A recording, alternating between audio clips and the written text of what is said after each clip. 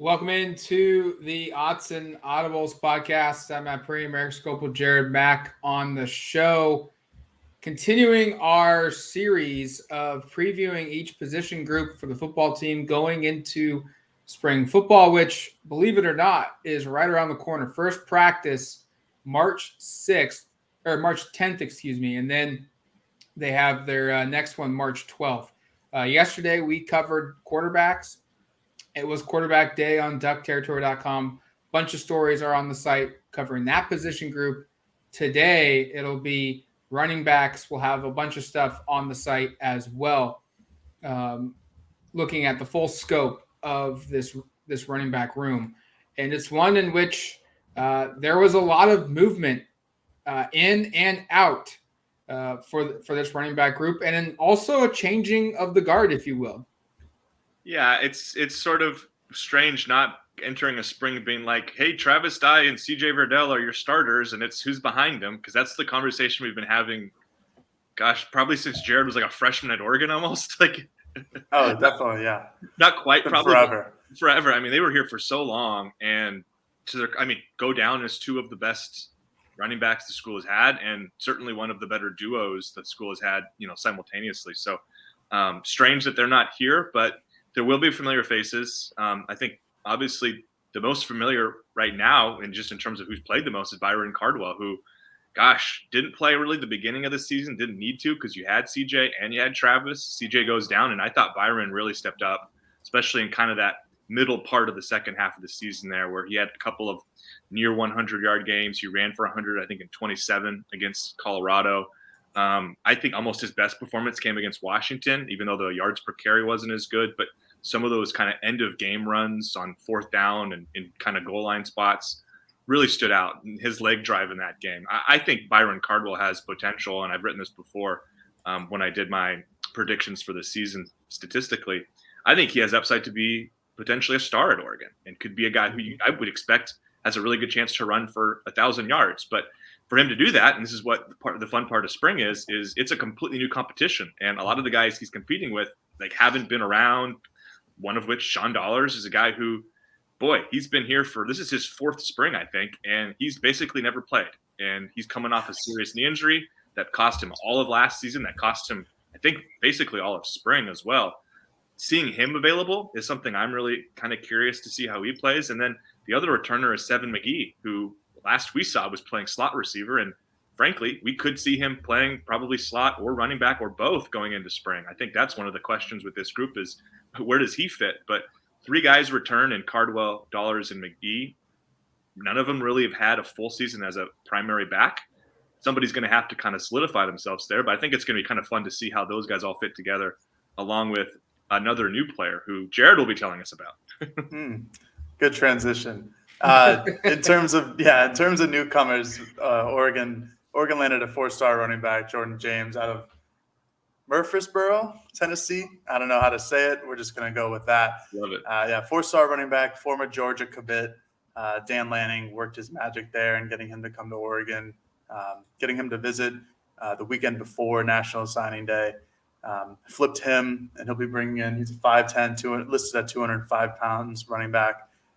Explosive, has a getaway speed, but also has the ability to run between the tackles.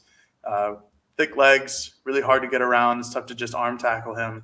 I think he could be someone who competes on a first day basis in terms of spring camp and potentially in the season. These types of players are similar to what Byron Cardwell was last year in terms of you're going to look in case somebody gets injured, you're going to want to have somebody who can step up and play. And I think that's Jordan James as of right now. I'm not sure where he'll end up on the depth chart come first game of the season, but he'll definitely be, a factor, and especially in non-conference where you could still use his red shirt. But if a player were to be injured for Oregon, I think Jordan James is a great backup. And another newcomer, Carlos Lachlan, running back coach. Jim Mastro is no longer with the program. He's back to an off-field role at Nevada. Lachlan had an off-field role at Florida State with Kenny Dillingham, Oregon's new offensive coordinator. This is his first position on the field as a running backs coach. Coach Locke, if you follow him on Twitter, he is certainly a must follow for Twitter folks, Twitter users.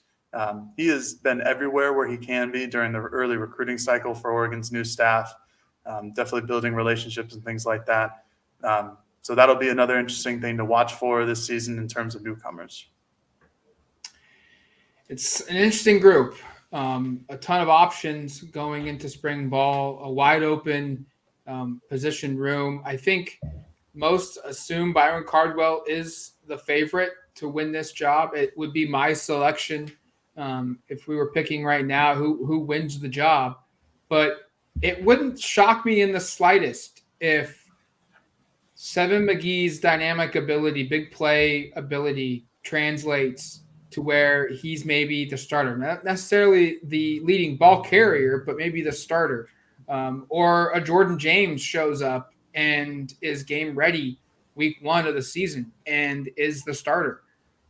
It's one in which it feels weird because you look at Cardwell and you say he's probably going to be the starter, but he has to go out and win it. And that I think that's what's healthy about this position group is you've got a guy that's should be the starter, but he still has to go out and prove it and earn that starting job. Yeah, and I think the part that's interesting here is he's really only had to compete against Seven McGee of the guys who are here, and that was with the previous coaching staff. As Jared said, Coach Lachlan's here. He's going to be the one ultimately kind of running him through drills and making determinations. Maybe he'll find somebody he likes better because Cardwell really only separated from Mcgee and Benson last year as the backup because those were the options. Dollars wasn't available, and Jordan James wasn't on the roster. Maybe the new staff comes in and says, we really like you, Byron, but boy, we think player X has separated and that they're going to win the job. I think when we just did the quarterback position, podcast yesterday, and we were all like, it's probably Bo Nix, but there's going to be competition, these young guys behind him. This is a lot more open, I think, than maybe people are giving it credit for. Like Matt, and I assume like Jared, like Byron Cardwell's the name I would write down. And in fact, when I do my predictions of the 2 deep, that's who I'll have on the number 1 line. But I don't think you can discount Shawn Dollars or Mcgee or even a Jordan James from coming in and making an immediate impact and possibly winning that job. And I'll say, like, to me, the guy I'm really curious about is just Shawn Dollars because people for so long have been so high on him. I mean, he's still the 9th highest rated running back Oregon has signed. And that might sound like not that impressive, but go look at some of the players they've signed in the past. They've had more 5-stars at running back than any other position that they've signed recruits. It wouldn't surprise me at all if Dollars, who's by far the most experienced from an age perspective, maybe not on the field, but that if he's fully healthy and available and hasn't lost a step or two based upon some of the health stuff, if he's available, like I'm not going to be surprised at all if has a real shot at this. I mean, I don't know if he's going to win the job because I think it's probably Cardwell still, but I think you have to be kind of wary of, hey, Shawn Dollars is still around and he was highly regarded out of high school for a reason. I think I've seen enough from Byron Cardwell to put his name down in pen as a number 1 starter. Okay. I really I'm a big fan of him ever since his Colorado performance. The first game after C.J. Verdell went down with an injury against Stanford. There's a lot to love about him. He's good size. He's 6'1", 210. He's got getaway speed. He's shown it off multiple times over the course of the season that he can get into the second level and give defensive backs a really hard time with tackling. He's also shown that he can go between the tackles against Washington and have some really great lower leg drive, like Erik mentioned earlier. I think he's going to be the next big thing out of Oregon. Not just because they both wear number 21, but he does really remind me of a Royce Freeman type running back. Now, all that being said, I do love me some Shawn Dollars. I think it's just a travesty that he was injured last year. He showed a lot of really good potential in 2019 when he first got here as a true freshman. In 2020, he had a really limited season, but he showed off a lot of more potential against USC in the Pac-12 championship game. And Jordan James and if Seven McGee sticks at running back, I think Seven McGee will be more of a package running back, while Jordan James could do the things that Byron Cardwell and Shawn Dollars do, just because they have similar body types. They're not necessarily really fast like Seven McGee is, or really explosive and can quickly cut laterally. But I still think that Byron Cardwell is the number 1 going into the season, and I thought he was the number 1 coming out of last season. barring Travis Dye and CJ Verdell's decision. We should note Shawn Dollars was supposed to have the role that Byron Cardwell had in 2021. Right. That was supposed to be Shawn Dollars. Mm-hmm. Then he got hurt in spring ball, and that really changed things. Cyrus Abiy-Lakio had transferred out after the 2020 season and opened the way. I mean, Cristobal, it's different coaches, different scheme. Y'all have to take that into consideration.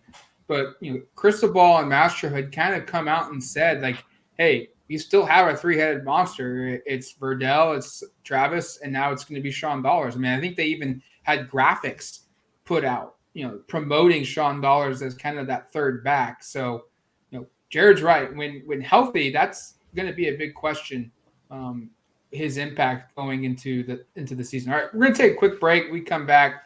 We'll discuss some of those questions for this position group, as well as who wins the job and some spring game thoughts going into this season. All right, welcome back to the Odds and Audibles podcast. Matt Prehm, Erik Skopil, Jared Mack on the show. If you were watching on YouTube, thanks for getting through the awkward 2 or 3 seconds of pause. But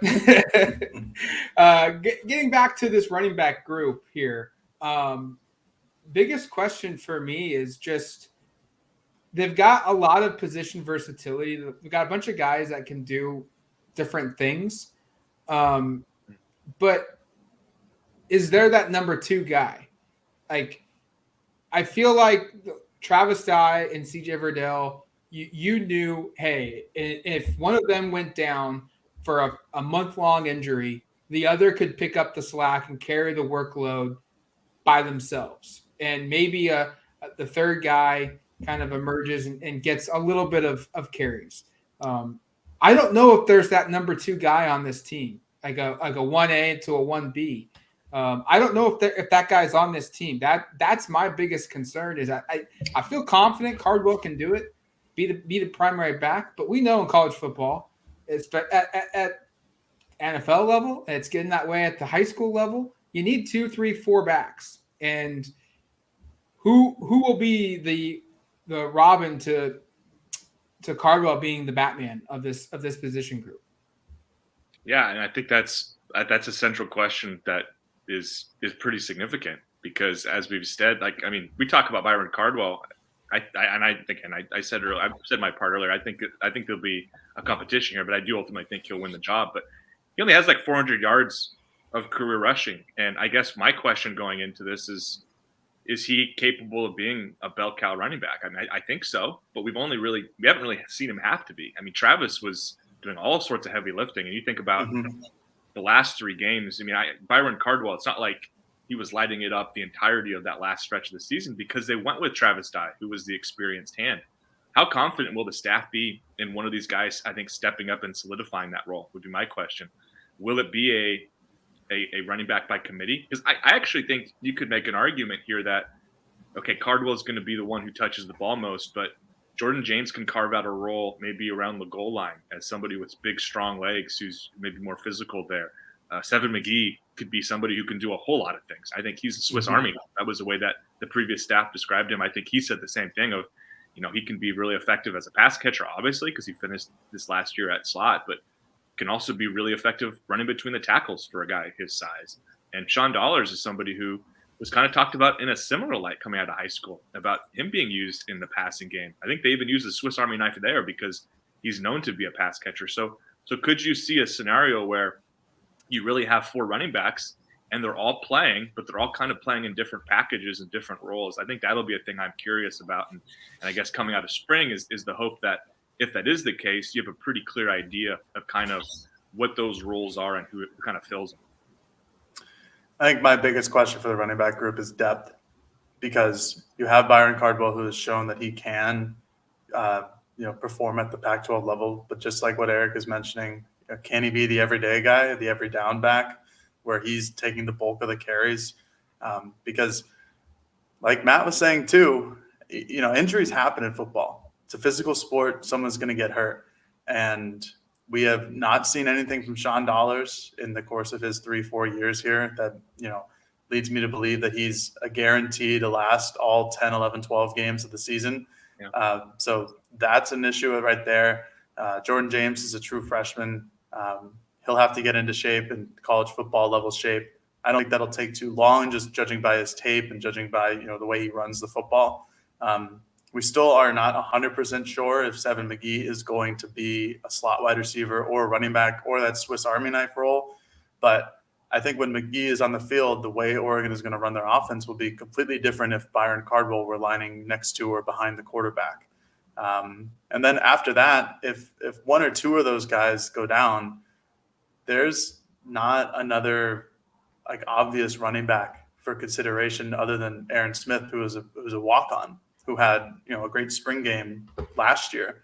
But is he somebody that you can rely on to get meaningful snaps if one or two players go down or if one player is lost for the season? Because if hypothetically, if Byron Cardwell is lost for the season, that means you only have 3 scholarship running backs. And so I think that's a big issue for me in terms of just the depth of this position group. Things go well and everybody's healthy throughout the season. I think that this could be a real strength of the team, especially given the offensive line that's coming back. But I do think it'll be a little bit of a running back by committee, and kind of similar to how Oregon has been the last few years with Travis Dye and CJ Verdell, where Verdell is 1A, but Dye is 1B. And they don't have to give every single carry to Verdell and every single carry to Dye. But because I think the tandem of Cardwell and Dollars can be that 1A, 1B type of deal. But we have to see it on the field for once to actually have it happen, because Dollars has been hit by the injury bug and Cardwell is just going to be a sophomore coming back. So I think my biggest issue is depth. I think it's pretty clear all three of us have kind of said we expect Cardwell to be the starter. So I don't know if we need to spend much time there unless either of you guys have glaring thoughts on that one. I'm good. Spring game thoughts going into this one is I'm real curious to see just what type of role do we see at running back in this offense, because there is a lack of depth here. And there also is lack of depth at other positions where I think you could maybe argue it might be beneficial for this offense to have 2 running backs out there at certain situations, a Cardwell and a Mcgee together. Mm-hmm. Do we see that? Do we see a Cardwell and a Dollars together? And so I'm curious to see how Oregon chooses to deploy its running backs and what the style is, because I think at Oregon under Mario Cristobal, it was, at least with Verdell as the starter and Cyrus kind of as the short running back, a downhill rushing attack. And Travis Dye was the opposite of that to kind of give you that opposite, that unexpected look. What is Oregon's running style going to be? Is it downhill? Is it zone based? Is it try and get guys out into space whatever way possible and let the speed work? That's, to me, my biggest spring game thought is just how do we see these guys deployed? Mine is building off of the depth part, and that is, do you come out of the spring game feeling like you need to add a grad transfer? Yeah.